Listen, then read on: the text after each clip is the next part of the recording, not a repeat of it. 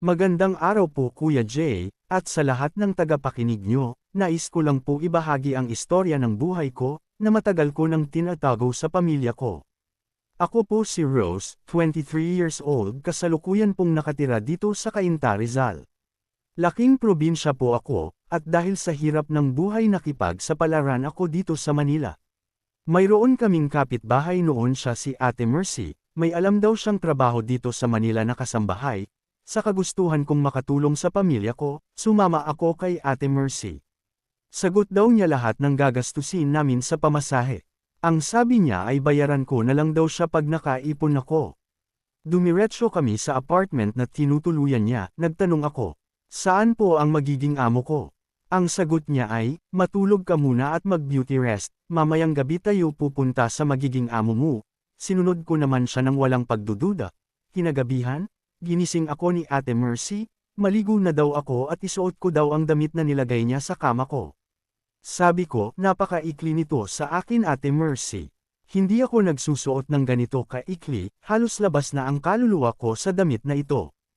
Ang sabi lang niya ay kailangan daw na presentable ako mamaya pag pinakilala na niya ako sa magiging amo ko, sinunod ko na lang siya para makapagsimula na akong makapagtrabaho. Ang sabi ko, baka ganito talaga ang mga usong suot dito sa Manila. Sabi ko, konting tiis lang at makakatulong na ako sa pamilya ko. Pagkatapos kong mag-ayos ay umalis na kami ni Ate Mercy. Pero nagulat ako, dahil sa isang hotel kami dumiretso, at pagpasok sa kwarto ay may naghihintay ng lalaki, pinakilala ako ni Ate Mercy. Sir, eto po si Rose, batang-bata po yan.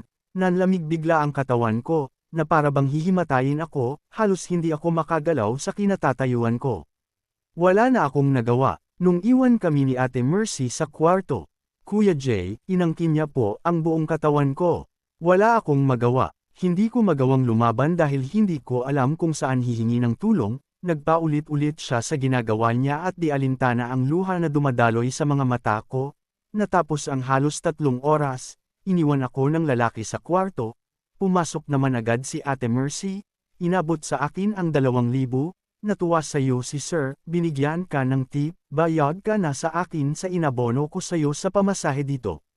Gusto kong isumpa si Ate Mercy, pero wala akong magawa.